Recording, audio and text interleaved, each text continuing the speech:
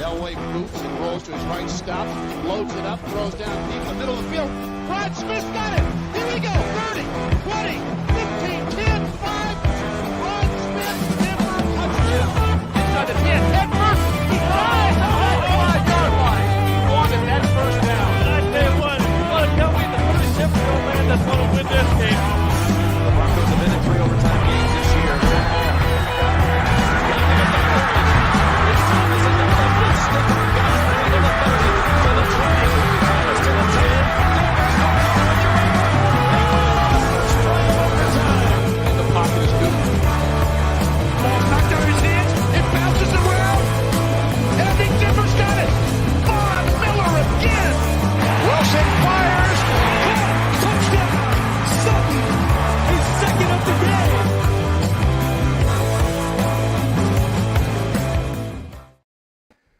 Good evening, Broncos fans, and welcome to the Denver Bronco Roundup. Of course, I am your host, Keith Brugman. It was a heartbreaking loss in what looked like, at least at times, it could be a signature win for this team, for Coach Hackett, for Russell Wilson. We're going to jump into all of those topics and more, but let's first talk about the Rocky Mountain Sports Network. As always, the Denver Bronco Roundup is brought to you by the Rocky Mountain Sports Network. Check out the Rocky Mountain Sports Network for all your Colorado sports and college football sports.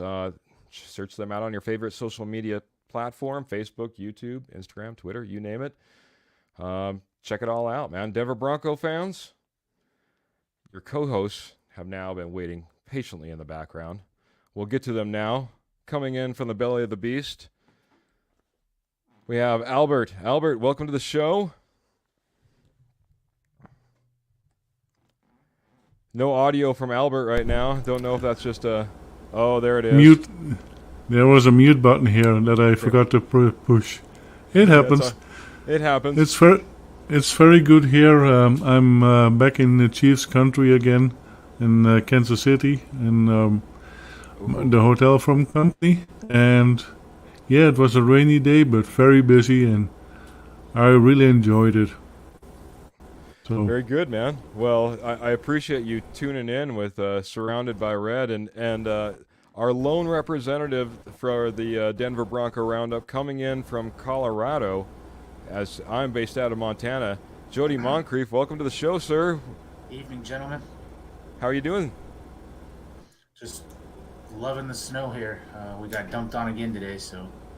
Jeez. How many inches you accumulate today, buddy? Probably 5 or 6. Oh, dang, that's shoveling. Is it the back-breaking kind? Is it the light, fluffy kind? What do you got there, buddy? This was light, fluffy. Ooh, thank goodness, man. Yeah. Thank goodness.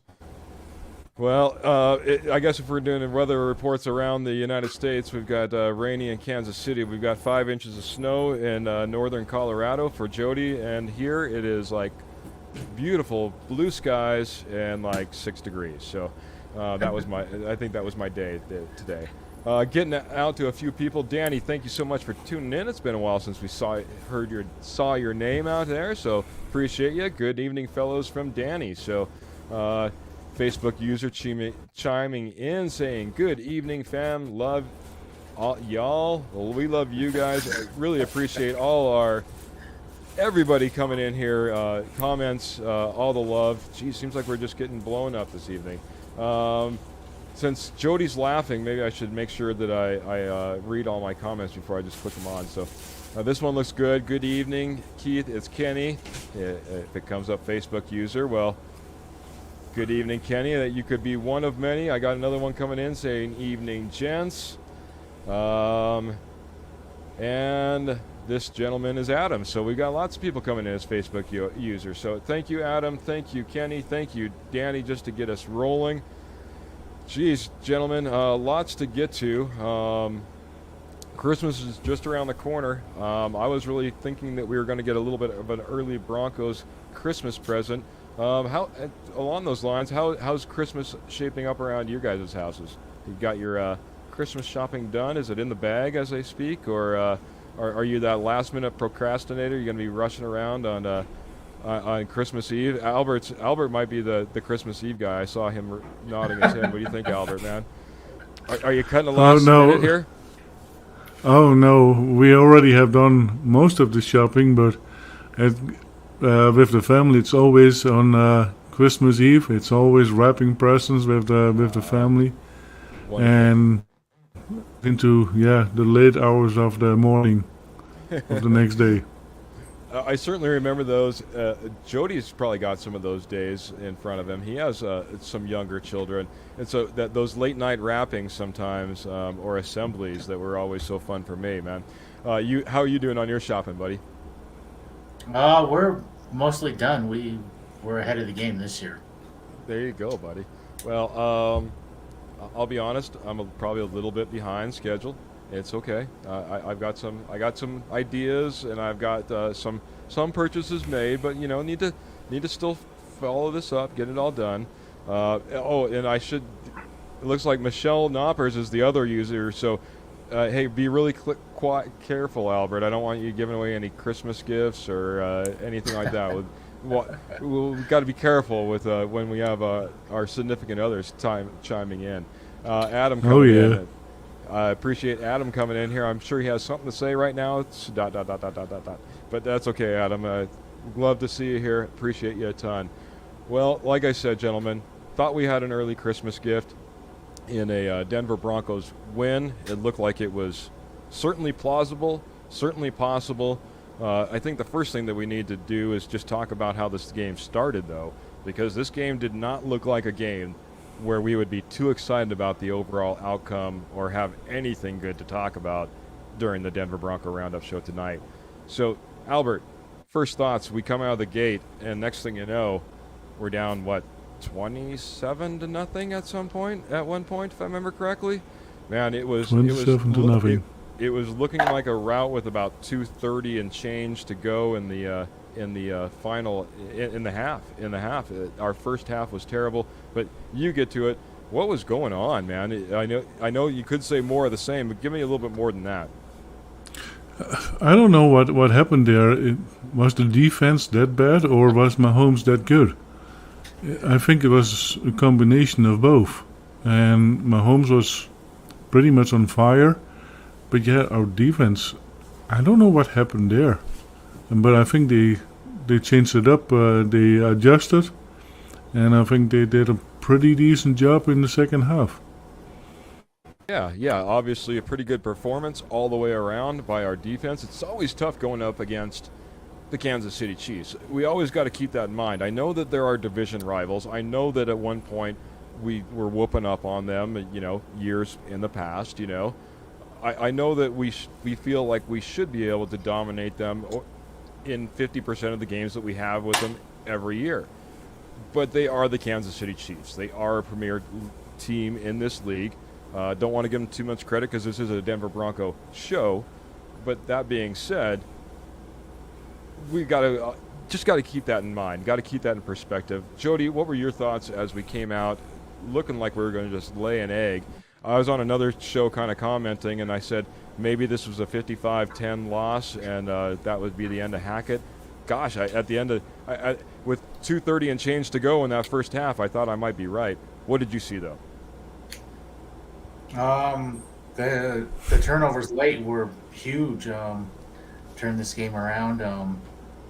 Put 2 quick touchdowns on the board. Jerry Jeudy came to play. He was uncoverable in this game. And this is what we expected from Russ all season. And this is just what I've been saying. This is proof that he hasn't lost anything. It's been coaching and some other things that have derailed his season. So 100%, man. I mean, this was a I almost looked at this game, and especially as reviewing it and looking at it multiple times, I really felt like this was like 3 games in one. And I'm going to get to that in just a second. I just want to get to a couple of the comments because we got people blowing it up in here. Sis joining in and saying, hey, it's Sis, boys, evening. Well, evening to you, Sis. And looks like you did everything right because we get to see your face and your profile, and you're all on there. So I appreciate you joining in, man. Kenny, on the other hand, is not Kenny said, great point, Albert. Mahomes pulled a couple of magic tricks out of his helmet. Defense did play well enough to win, in my opinion. Team showed heart. And then we got the legend, Chad Jensen, also coming in here. Giving more Albert props. Albert is legend. Speaking of gifts, Mountain Oppers is a creative dynamo. Chandler's Broncos fandom into some works of art. Well, there you go, man. They're getting love all the way around, man. All the way around. So, I looked at as we came out of the gate, hey, we're down 27-0. A couple of things that I just saw that we were getting eat up on the outside. There was a lot of swing passes. There was a lot of quick passes to the outside that was opening up. And soon as we started covering that up just a little bit, guess what happened? Got Travis Kelce going down the middle. You have, and I forget, all of a sudden I'm losing the Gray. Noah Gray, I believe, is the other tight end for them. Noah Gray, that another gentleman that was out there performing. It was difficult to see because especially when you have Jewell out there and you have Singleton out there, who you really think are your premier inside linebackers. The guy wearing the green dot is out there, to get kind of lit up. But once again, perspective, it's Kansas City. Perspective, it's Travis Kelce. Let's face it, he's probably a Hall of Famer in the long run, if not already. And it's difficult to try to protect against all of this. But down 27-0, we finally, as Jody alluded to, got some turnaround and what I called the comeback in our kind of our mini agenda I put together.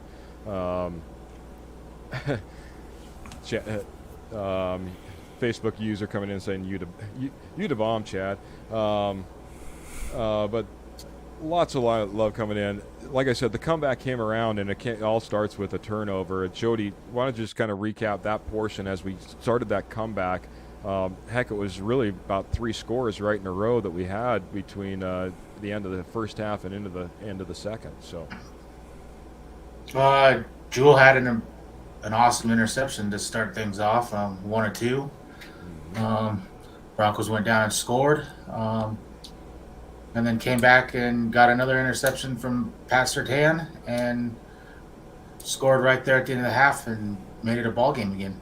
Yeah, I mean, what a quick turnaround, man. Like, I mean, that was probably one of the more impressive things to me, Albert. I don't know how it looked to you, but for me, to have 2:30 on the clock, like I said, 2:30 and change, let's just call it 2:40 on the clock, when we got that first turnover, and to be sitting down 27-0. This Broncos team, in games past where it's not resilient enough to come out there and put 7 points up on the board before half, we'd be lucky if we were getting 3 and calling it good at that point. Yeah. What changed? What was different that all of a sudden, with that turnover, that spark, we can all of a sudden turn around and score 14 points before half? I also think something else changed in the coaching. I think they finally are playing towards Russ's strengths. And I think that makes a huge difference too. And I hope they will keep doing this because this is the Russ that we want to see. And on the defense side, there's one person that is sure liability right now, and that's K-Jack. I think he is liability. But yeah, an interception can change the dynamics of an entire game, and we saw that. And Judy finally got fired up big enough, and that he was willing to go for it. And maybe we need to change Jewell into a tight end. Get Jewell as a tight end as well. I think we're loaded up at tight ends. It looks like Matt's jumping in here, and he said just a little bit late, but he's noticing a little bit of feedback or like a little bit of white noise. Albert, I believe you might have some fan in your room. Oh, I think that made all the difference in the world. We'll just have to remember to unmute ourselves as we go in and out. I appreciate it very much. That sounds fantastic. Adam jumping in saying, Josie, pay that man. What a game. There was some outstanding performances. Like we said, turned around by Josie Jewell in that first interception. Really makes a change in the whole dynamic of this game. But I think, Albert, you nailed it. I think after that interception, we did start to see Russell come out as Russell a little bit better. It does make me nervous when he scrambles around a little bit. He took some bad sacks in this game as well. Slide. Yeah, well, slide is a topic towards the end here, but I don't know how much he could have actually slid on that play. If you relook at that, he got tripped up really late in that run and end up just really falling head first. Not really like he was trying to go for it head first. At least in my opinion, that's what I saw. I don't think that was his intention to go in there quite like that, but. If he would have committed to sliding early, he would have got ripped on. That he didn't care. That first down didn't mean nothing. So 100%, buddy, 100%. I mean, 100%. It didn't matter what he did. So and that's just it. I mean, this is the part of the comeback, right? We get the interception and the 2 touchdowns in the first half. We turn around the second half. We start driving down. Hey, Russell was looking Russell. This offense was clicking. This offense looked good. We have to give it up to Jerry Jeudy. This guy has been under an absolute ton of scrutiny here in Denver. He goes out and puts up a 3-touchdown performance. The comeback was real, but the comeback did somewhat end, as Albert was kind of alluding to as before we got on the microphone, to how this ended. It really did end.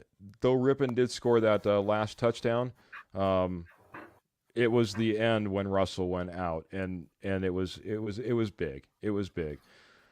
The comeback, Jody. Just again, I know that we talked about it a little bit, but man, the comeback came. We end up going in there. We end up scoring those 21 points.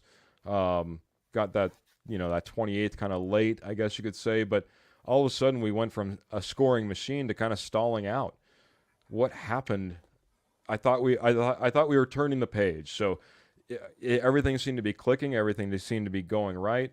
But what happened to where we just end up stalling out and not being able to put up? We had plenty of opportunities, like in the third quarter, to go up on the Kansas City Chiefs. 21-27, we had opportunities in the third. We had opportunities in the fourth. But we've come up short. One of the things I noticed is, so they hit that big screen first drive of the second half for the touchdown to Mac, and then it was like screen. We wanted to repetitively run the screen, and we get caught up in that play worked once, so it should work every time. And a lot of teams adjust where we don't. So I think that was a big one. One thing when you were mentioning Jerry Jeudy that I think this might need to happen more going forward is he was the number one this game. And I don't know that he's really been a number one since he's been here. It's always been Sutton or Patrick or whoever. And he's never been the number one. And that might be something that, because he's got elite off the ball route running skills that can get himself open and get himself open quick. And that might be something that Denver needs to explore. Is Cortland Sutton really a true one? He's a big dude, but is he a one? Yeah, that might be something that they look at down the road. Albert, I'm going to switch this over to you, and I'm going to ask this just straight out because he brings up a good point. It's part of that comeback that we end up having was obviously had a lot to do with Jerry Jeudy. Does Jerry Jeudy need to remain in the X position, in the number one position, regardless? And I'm going to bring up a stat before you answer this question. Okay. Do you know how many touchdowns Cortland Sutton has scored in the last 22 weeks? 22 NFL weeks? Jody answered it. Just one. Just one. We had Jerry Jeudy go out and take his position, and in 1 week he scored 3 touchdowns. Does Jerry Jeudy need to remain in the X position? Did Jerry Jeudy get contaminated with Melvin Gordon? That the competition doesn't suit him in between the ears? Oh, that makes him nervous or frustrated? I sure hope not. But yeah, we have seen he can do it. As long as he's fired up, and I think that little incident with the referee got him really fired up, and I think that made a change too. Yeah, that's one way to put it, man. A little fired up, Jody. What do you think? I guess we should get to this. There's possibility of still a suspension. I don't know if a fine or a suspension came through. As I did hear no suspension, but a big fine is coming. Very good, man. I don't know how, and I heard there's still a possibility of suspension. They could look at that as still, even though that hasn't came out, that doesn't look like it's going to be a suspension. He basically freaked out. He basically threw off his own teammate. He ran up and he ran into the ref. Yeah, he got really lucky. If he doesn't get a suspension, A, we're lucky as Broncos fans, and B, I don't even know what type of precedent the NFL is setting at that point. I don't know if that's necessarily a good one, even as a Broncos fan wanting Jerry Jeudy on the field. But what are your thoughts on it, man? Is Jeudy controllable? And does he? And I'll get your thoughts on the same question I asked Albert. Does he just need to take over Sutton's position? Does Sutton lose his position to Jeudy based on this performance? I don't know that it's based on this performance, but I mean, it is proof that I think he's been in the wrong position. Well, he's been in the wrong position with the wrong quarterback. I think Jeudy in the slot with a precision type quarterback.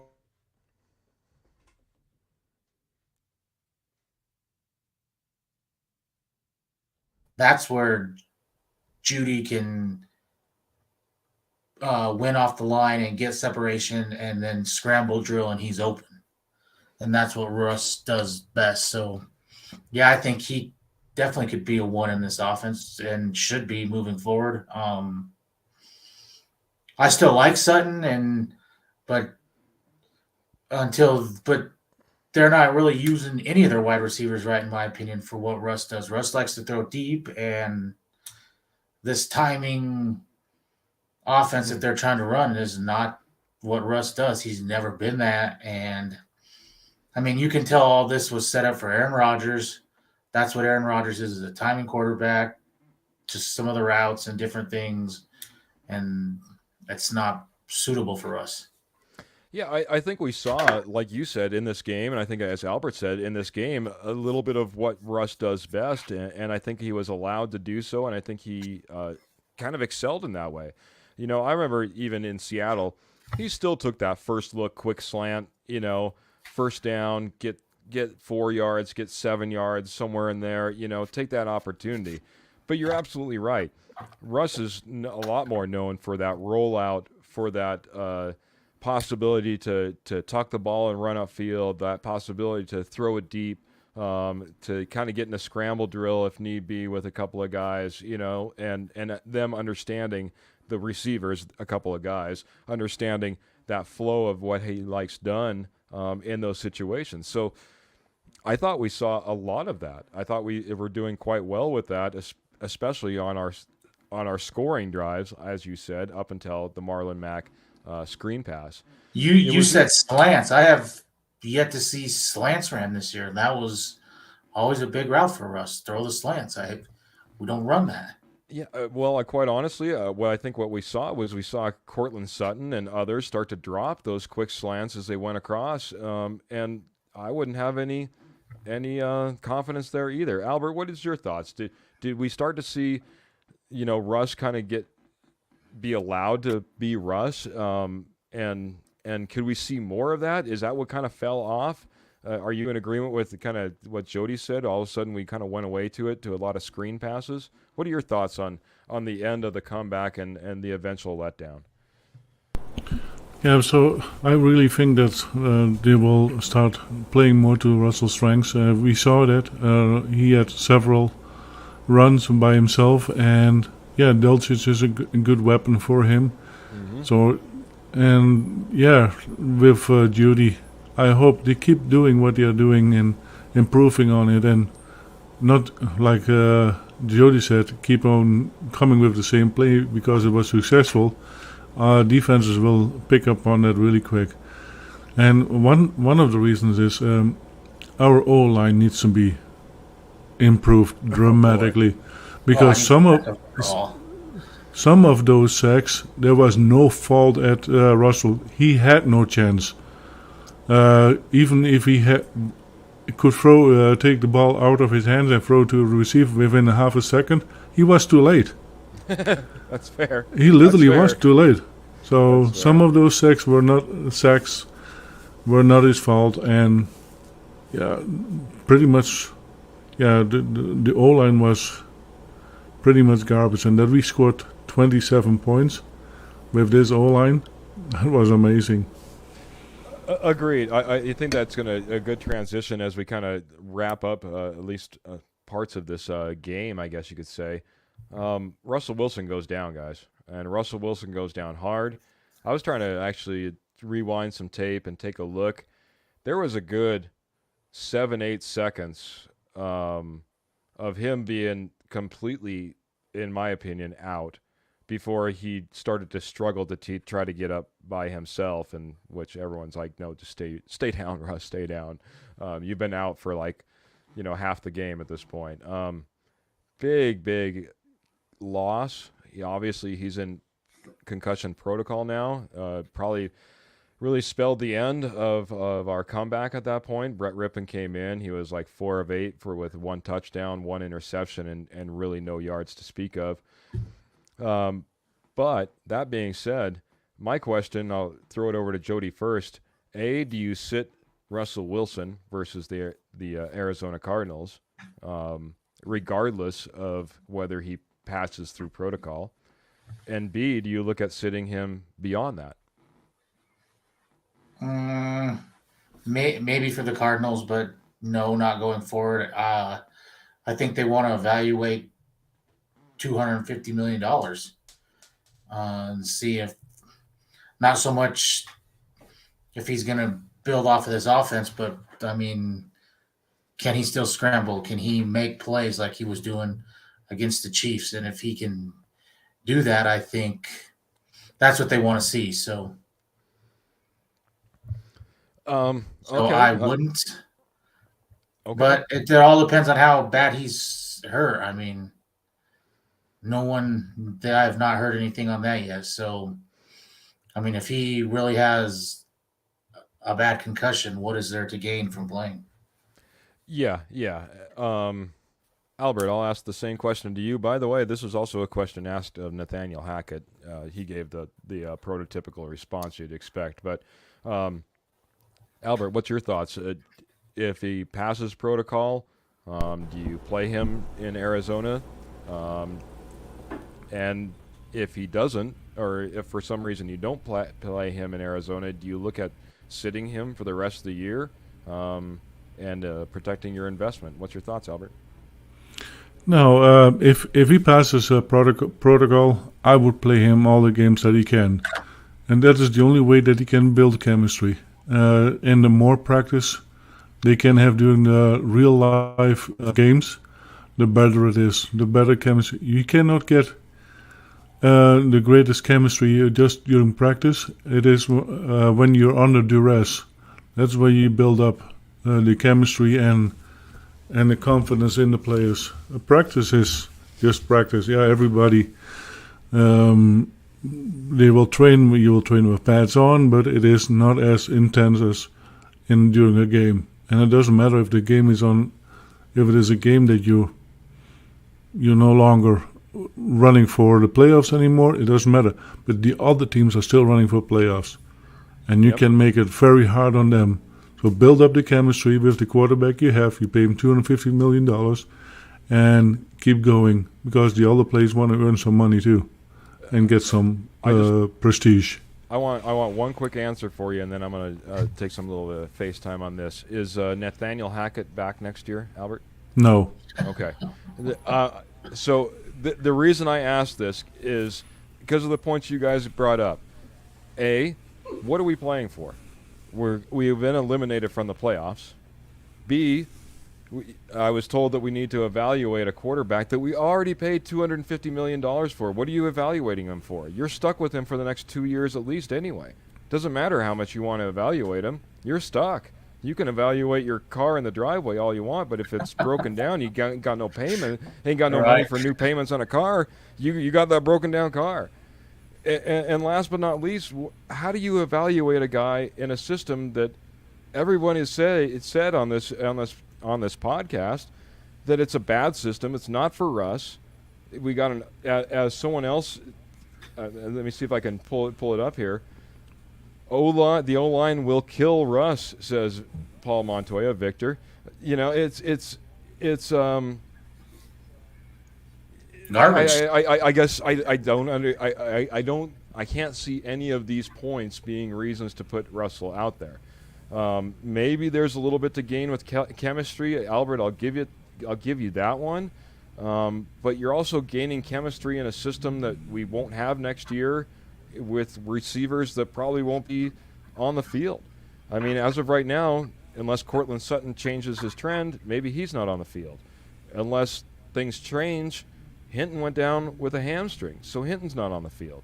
So you're talking about guys like Brandon Johnson and Virgil and Judy, if he's not suspended, which is still remains to be seen. So, and behind an O-line that, as everyone's been saying, 6 sacks for 49 yards. He was hit 10 or 11 times in this game. It's not getting any better. So, I as much as I would love to see Russell out there, I don't know what we have to gain. Quite honestly, my thoughts: we need to go in. We need to find out who our second QB is, our number 2 QB is. It's not Brett Rippon. It can't be Brett Rippon. Not after the performance that we saw. Not after everything that we know about Brett Rippon leading up to this. He's not capable, if your number 1 QB goes down, to finish a game for you, to get a win for you. He's just not that guy. He's not capable. I would rather go out there. It would have been really nice to get someone like Baker Mayfield and have him sitting here right now and him be your number 2 possibility for the future. But what are your thoughts on that? What are your thoughts on getting Russell out of this mess and maybe trying to find a QB2, bring somebody in and give them some experience? Jody, I'll roll it back over to you. Oh, can't hear you, bud. So one thing I heard is you got other guys on this team with contract or incentive in their contract that I need to get X amount of catches, X amount of yards, you get paid extra. And are you taking that away if you don't play Russ? Is that selfish? Maybe, but I mean, that's money's money, and that is in their contract. So that is one thing that I've. But just to play Russ, I think it's more of a.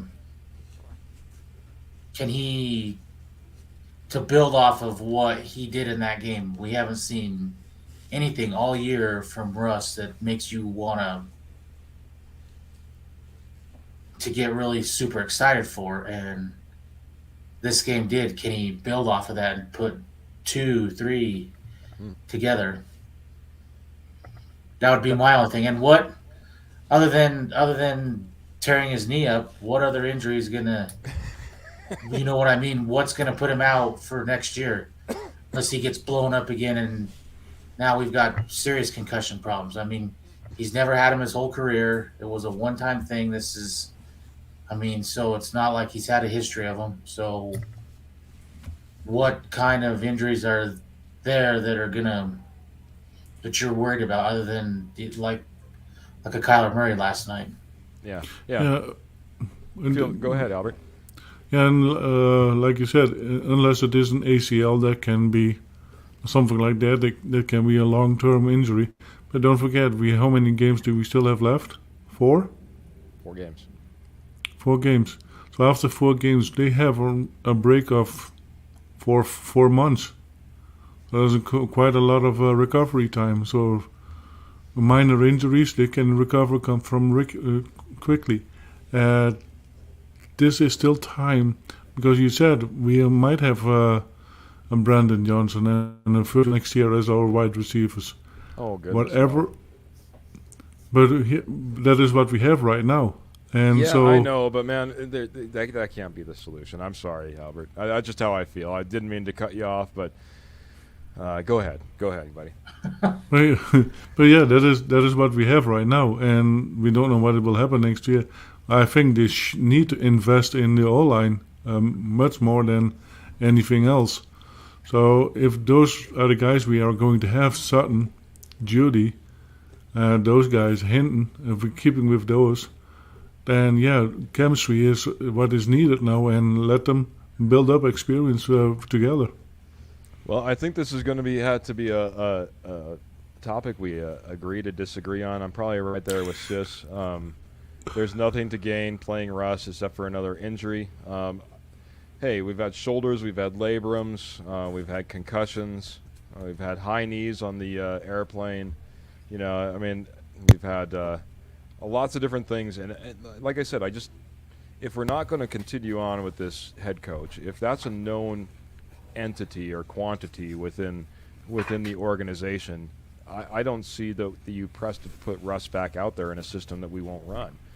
Even chemistry with players that we think we're going to have, even if Brandon Johnson or Virgil are guys that are on this roster next year, if they're not running an offense that looks anything like this, chemistry for the most part goes out the window, in my opinion. Just my thought. And they could switch over to a more Russ benefit, or a system that Russ will benefit. That this is the time to do it.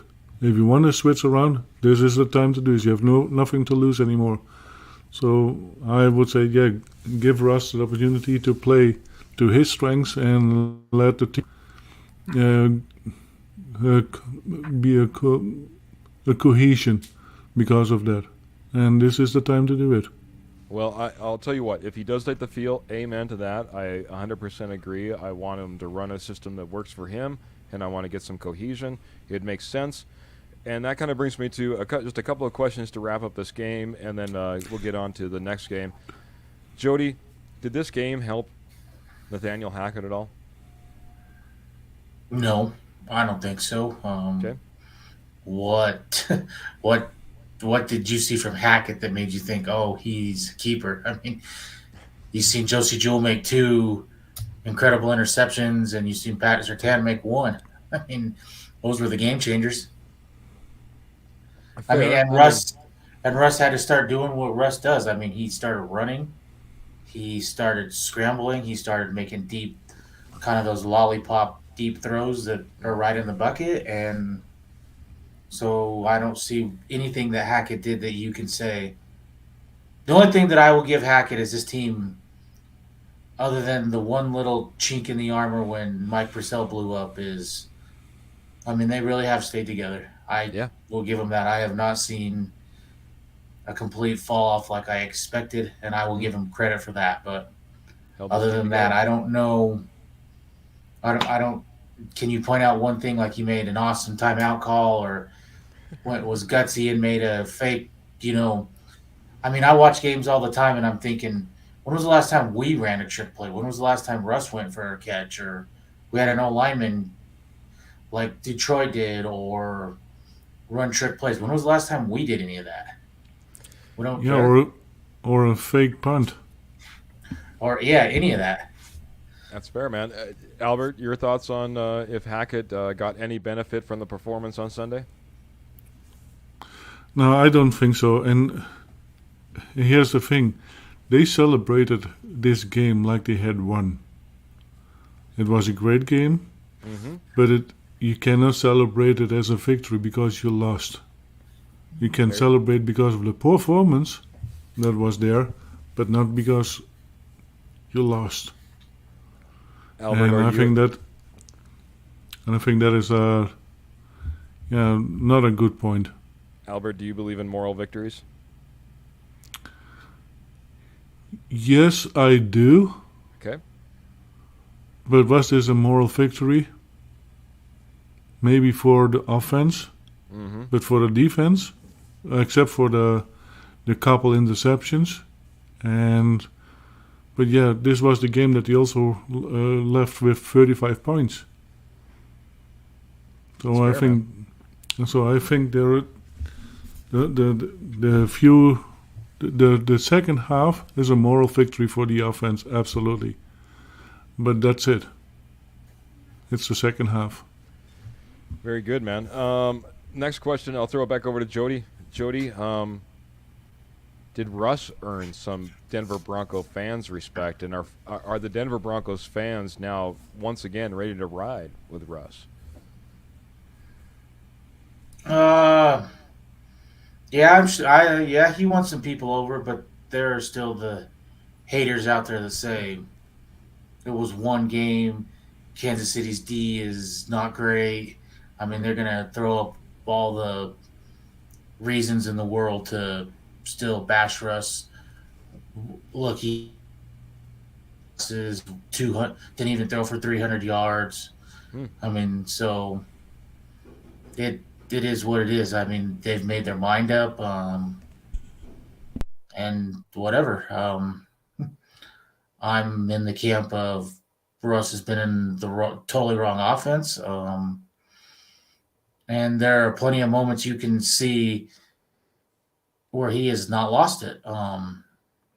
But they need a coach in here that is going to, I guess, humble Russ or whatever you want to say, where some of this, all this freedom you had, that's not going to happen. We're going to do some stuff differently. Got Kenny jumping in here, and he has a little bit of a thought. He said he watched Moose Johnson on compare Jalen Hurts to Russell Wilson on Sunday's Eagles-Giants game. If that's the case, there is one guy and only one guy I'm trying to get as my next new coach, and that's Eagles OC Shane Steichen, and run that offense. What are your thoughts on that, Albert? What are your thoughts on the Eagles and the likelihood that Russell Wilson, at the age of 34, is that correct? 34, can run a Jalen Hurts style offense? I don't think so. Russell needs to play a Russell style offense, and that is what you have to build an offense for. That's what he did with the Seahawks, and even with the Seahawks, he did not have that big of a support. If he gets a coach that really builds an offense that really likes Russell Wilson, we will have a great quarterback again. And we have a great quarterback, but then it will come out in performance as well. And that is how I see it. Very good. Albert, Jody, your thoughts on Steichen as a possibility as a head coach that would save the Broncos and put Russell Wilson back on the map? Yeah, I think the Eagles' offense has been good this year. And I did hear analysis say that is one of the most simplest offenses to run. And that's not a knock on Russ. That's what he needs. He is not a hit your third step and, throw the ball. That's never how he's been. So maybe that's what he needs. I just don't think that, one, George Payton is going to risk his job on another first-time head coach. And I think that's the biggest right there. Yeah, I agree. I think it's going to be tough for Payton. Like you said, if Payton stays, man, it would have to be. It'd have to be a great situation. I just can't imagine it. You're right. I just can't imagine him going first-time head coaching, no experience. It would have to be someone that we really thought would pair with Russell perfectly. Then other than Sean Payton, that you're going to have to give picks up for, money's really not an issue. We got the richest owners in football. If you go pay, if Harbaugh is on the fence and another $1 million is what leans him towards the Broncos, or Quinn or Frank Wright or whoever it is, that's they've got the money to do it. So it's funny that you mentioned that, because that was even brought up as far as the Saints are concerned, and them trading. The Saints are cash poor. There's nothing that the Saints need more than cash. They've got draft picks. They can't pay all their draft picks sometimes. So, it might be a great solution when it comes to that. So, interesting topic. Obviously, we're maybe getting a little bit ahead of the the cart a little bit ahead. I'll agree with this Facebook user that says you got to get rid of Peyton. I agree. Well, he agrees that with you. Of course, based you off agree with him, man. What kind of? I mean, what are you based off of saying? his free agent decisions, I'm just saying I think George Payton will be back next year. You think he's going to be back? I think he'll be back next year. Oh, I don't know that I like him being the guy to pick the head coach next year, just for the simple fact of the little gimmicks he tried to pull this year, and okay. So go get a 39-year-old quarterback, even if you did get Rodgers for 1 year, what you were going to give up all those assets for a guy that might play 1 year? All right.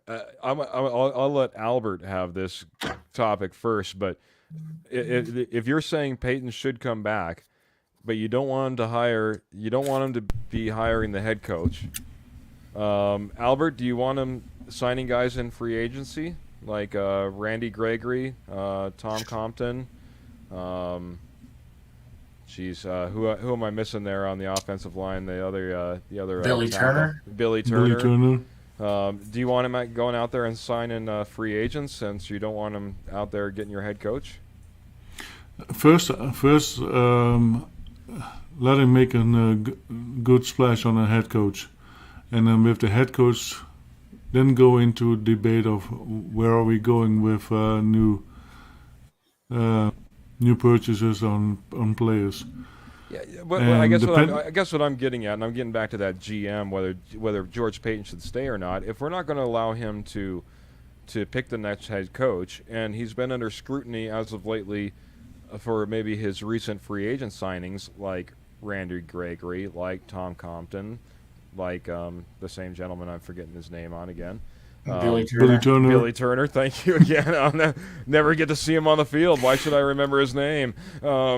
If he's getting, so we don't like his free agent signings. We don't like his head coaching solutions. I guess we only like him for drafting. Is that a big enough reason to keep George Payton around, is just for drafting? Because we're not going to trust him in other places, according to many people. Okay. He has done some not super good things, like you said. But I don't think that Randy Gregory was a bad deal. Those injuries that he got, that is not all up to him. Billy Turner, yes, that was a bad deal, and Tom Compton, but he tried. Randy Gregory has a history of having those injuries, though. But yeah, when Randy Gregory is on the field, the couple games we saw, and it is not as bad as we have seen with an John Elway purchase in Juwan James. Okay. Of the 2 years that he was there, 2 years or 3 years, he only played 2 games. How happy are you with Mike Boone? Been a good investment over the last 2-3 years now? But Mike Boone was in the shadows of Melvin Gordon and Pookie. Okay. Were you happy with us bringing back Melvin Gordon this year? I was happy about it in the beginning, and then fumbled, and then it got in between Melvin Gordon's ears, because the year before, Melvin didn't do bad. He almost was a 1,000-yarder. Yeah. And because still he was had running, some fumble issues. People still had questions around those fumbles, even the year before. He had 2 fumbles last year. 2. Yeah. His timing is terrible, Albert. I don't know what else to tell you, man. His timing is terrible. Jody, I'll throw it back over to you, just really quick. What your thoughts are now that I put all that on the table? You still okay with Peyton coming back? I'm kind of on the fence with it. I mean, he made a horrible hire in Hackett, in my opinion, and we all know what the deal was with that. And even if they did land Aaron Rodgers, you were still giving up ones. You might not have given up as much as you gave up for Wilson, but you were giving up a boatload. Yeah. For a guy that might play 1 to 2 seasons. and then he retires and you get nothing, and you were paying him big still. So that's why I was never really on board in the beginning to go get Rodgers. If he was a free agent and you could just sign him like Manning back in the day, then sure. But I'm also, this organization needs some sort of stability. I mean, you're going to be on your third GM in 4 years, your third head coach in 3 years. At some point, these owners are going to, yeah, they have deep pockets, but they have deep pockets for a reason, because they're not paying 3, 4, 5 guys that are sitting at home doing nothing. So, That's fair. I mean, but they're going to have to make a decision. I mean, it's their team. Peyton was here before they bought this team. So, do they want to hire their own people? I would, if I was to bet Peyton's back next year, I think he gets one more chance, and with some heavy influence from the ownership, that you need to hire somebody with previous experience and that has a record of quarterback development, like a Frank Wright, like a Jim Harbaugh, somebody like that. Very good, man. It's going to be interesting. I think we're early in the upcoming weeks here on the Denver Bronco Roundup. I know we're going to get into this head coach talk a lot more. We're probably going to get into GM talk, possibly. Heck, we're going to probably be really starting to look into what draft looks like as well. Before we jump into the end of our show, we got to wrap up. I know we're already running a little bit long. I do just want to mention, fantastic sponsor, Willow Seasonings and Blends. Fantastic guys over there, or I should say gentlemen over there. Dave Slade, he slays it. He's a fantastic gentleman and puts out a fantastic product. I meant to, but man, he put up a list of all of the places. I meant to look it up, have it available for the show. Totally forgot before I went on the air, of all the places that he's available. If you go on to his Instagram, his Twitter, his Facebook account, you can certainly see it all over Colorado. He's out there in Missouri, Albert. He's got a place out in Missouri. He's serving up out there too. There's places all over the country. Growing big, and the reason it's growing big is because it's a fantastic product, guys. Whether it be rubs or sauces, you really cannot go wrong. Some of the best you'll find on the planet. You don't have to worry about them being salty. Fantastic flavoring. Will make a perfect complement to any dish that you're putting it on.